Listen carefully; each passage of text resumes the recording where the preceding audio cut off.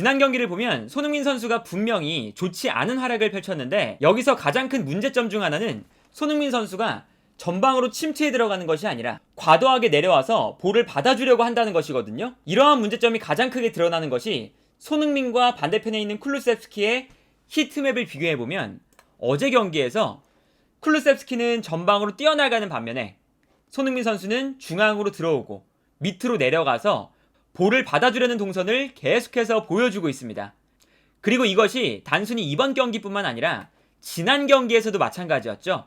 지난 경기에서 손흥민 선수가 활약이 꽤 괜찮았는데 지난 경기에서도 쿨루셉스키는 전방으로 뛰어나가고 반면에 손흥민 선수는 중앙으로 들어와서 볼을 받아주려고 하는 모습을 계속해서 보여주고 있어요. 그러다 보니까 손흥민 선수의 히트맵보다 쿨루셉스키의 히트맵이 조금 더 페널티 박스 주변에 많이 형성되어 있는 것을 볼 수가 있었죠. 이렇게 손흥민 선수가 내려와서 볼을 받아주는 동선이 토트넘의 전술에서 이러한 동선을 전략적으로 추구하고 있다라는 것을 의미하는데 여기서 문제는 뭐냐면 손흥민 선수가 내려와서 볼을 받아줄 때 여기서 손흥민 선수가 오른발을 쓰다 보니까 약간 중앙 지역으로 볼을 치고 나갈 때가 많거든요.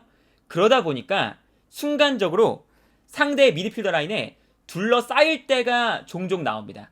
그런데 여기서 문제는 손흥민이 수비 라인에게 둘러싸였을 때 탈압박을 통해서 볼을 전방으로 끌고 올라가는 이러한 플레이에 강점이 있는 선수가 아니라는 것이 가장 큰 문제죠.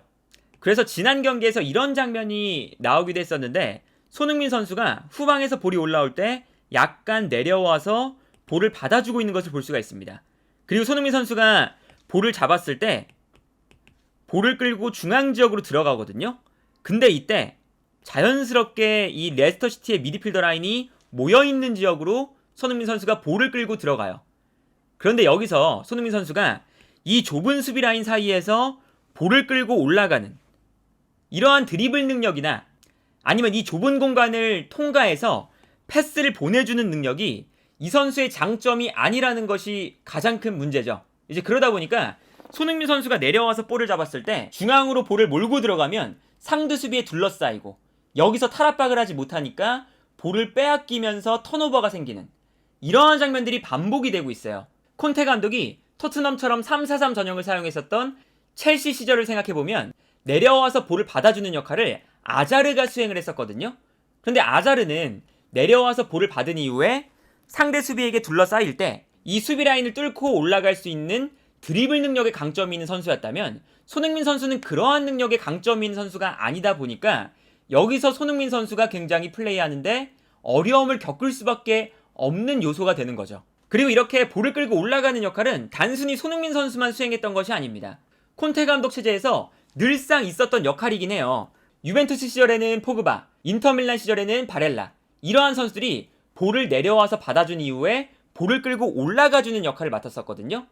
그리고 볼을 끌고 올라갔을 때 최전방 공격수들이 전방으로 침투해 들어가고 이 공간을 향해서 패스를 넣어주면서 인터밀란이나 유벤투스의 공격이 전개가 됐었어요. 그리고 사실 지난 시즌 토트넘도 이러한 역할을 쿨루셉스키나 케인이 맡았었습니다. 이제 그러다 보니까 지난 시즌에는 쿨루셉스키와 케인이 내려와서 볼을 받을 때 상대가 전방 압박을 하는 상황에서도 쿨루셉스키나 케인이 볼을 받아준 이후에 이 압박을 풀어내기 때문에 손흥민 선수는 내려오는 것이 아니라 전방에서 머무르고 있다가 쿨루셉스키나 케인이 볼을 끌고 올라오면 전방으로 침투해 들어가고 이때 패스가 손흥민에게 연결되면 손흥민이 패스를 받아서 마무리를 한다. 이것이 토트넘의 가장 주요한 공격 패턴이었거든요. 그래서 예를 들면 이런 장면이겠죠? 지난 시즌의 장면을 보면 상대 수비 라인이 압박을 하고 있는데 토트넘이 쿨루셉스키가 내려와서 볼을 받아주고 있습니다. 그리고 쿨루셉스키가 볼을 받을 때 케인에게 볼을 전개하고 자신은 전방으로 다시 돌아뛰거든요. 그리고 이때 손흥민 선수는 반대편에서 최전방에서 머무르고 있습니다. 그리고 이때 케인이 쿨루셉스키의 볼을 받아서 뛰어나가는 쿨루셉스키에게 볼을 전개해줘요. 이렇게 되면 쿨루셉스키가 계속해서 볼을 끌고 올라오면서 토트넘의 역습을 전개하고 손흥민 선수는 전방에 머무르고 있다가 쿨루셉스키가 볼을 끌고 올라올 때 공간으로 침투해 들어가기 시작합니다. 그리고 여기서 쿨루셉스키는 계속해서 볼을 끌고 올라가죠. 이제 그러다 보니까 클루셉스키가 볼을 끌고 올라온 이후에 뛰어 들어가는 손흥민에게 패스, 그리고 손흥민 선수가 뛰어 들어가면서 볼을 받아서 마무리하는 이러한 플레이가 지난 시즌 토트넘에서 많이 나왔었거든요. 이제 그러다 보니까 다른 장면을 보면 이 장면도 마찬가지죠. 토트넘이 후방 빌드업을 하는데 손흥민 선수는 내려오지 않고 최전방에 머무르고 있어요. 반면에 케인이 약간 내려와서 후방에서 올라오는 볼을 받아주고 있는 것을 볼 수가 있죠. 그리고 여기서 케인이 볼을 잡는 순간 손흥민 선수는 최전방에서 뛰어 들어가기 시작합니다. 그리고 손흥민을 향해서 케인의 패스가 들어가고, 그리고 여기서 손흥민이 공간으로 침투해 들어가면서 좋은 기회를 맞이했을 때 손흥민의 가장 큰 장점, 페널티 박스 주변에서 슈팅으로 득점을 마무리하는 이 능력이 극대화되었던 시즌이 지난 시즌이었죠. 그런데 이번 시즌의 가장 큰 문제는 뭐냐면 손흥민이 최전방에 머무르고 있으면 볼이 오지 않을 때가 많습니다. 그러니까 이번 시즌에 쿨루셉스키나 케인이 내려와서 볼을 받아주는 역할을 그렇게 잘 수행하지 못하고 있어요. 그러다 보니까 손흥민 선수가 이번 시즌 전반기에 계속 전방에서 침투에 들어가긴 하는데 침투에 들어갈 때 볼이 오지 않는 경우가 굉장히 많았었습니다. 이제 그러다 보니까 쿨루셉스키나 케인이 상대 수비의 압박을 풀어내지 못하면 자연스럽게 손흥민 선수도 내려와서 볼을 풀어줘야 되는 역할을 맡아줘야 되는 거죠. 그러다 보니까 손흥민 선수가 자연스럽게 내려와서 볼을 받아주는 상황들이 많이 나타나고 있는데 지난 경기에선 그러면 손흥민 선수가 왜 잘했느냐?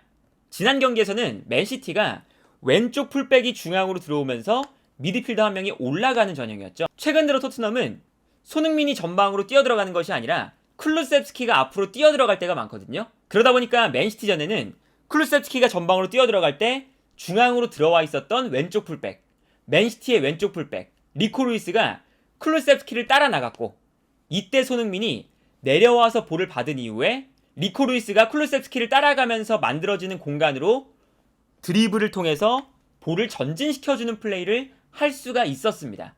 이러한 부분이 잘 맞아떨어졌던 거거든요. 그래서 지난 경기를 보시면 이런 장면이 나오죠.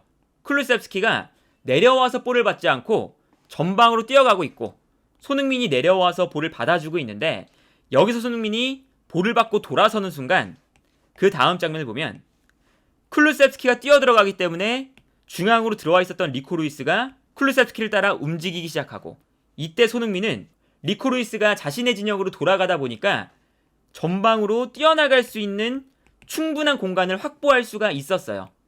그러다 보니까 손흥민 선수가 볼을 가지고 전진할 수 있는 충분한 공간이 나오니까 볼을 가지고 전방까지 끌고 올라가서 케인이나 쿨루셉스키에게 패스를 보내줄 수가 있었던 거죠. 그래서 지난 경기는 손흥민 선수가 내려와서 볼을 받은 이후에 볼을 끌고 올라가는 역할을 잘 수행할 수 있었던 거고, 반면에 지난 레스터전이나 아니면 최근 들어서 손흥민 선수가 내려와서 볼을 받아주는 경기를 보면 늘상 손흥민이 내려와서 볼을 받을 때 중앙 지역으로 볼을 몰고 들어가면 상대 미드필더 라인에게 둘러싸이고, 여기서 손흥민 선수가 볼을 끌고 올라가는 플레이를 잘 못하다 보니까 볼을 빼앗기면서 계속 턴오버가 나오는 이렇게 안 좋은 상황들이 계속 나오고 있거든요. 하지만 여기서 안타까운 건 뭐냐면 손흥민 선수가 분명히 이번 시즌에 지난 시즌에 비해서 분명히 컨디션 자체가 좋지가 않아요.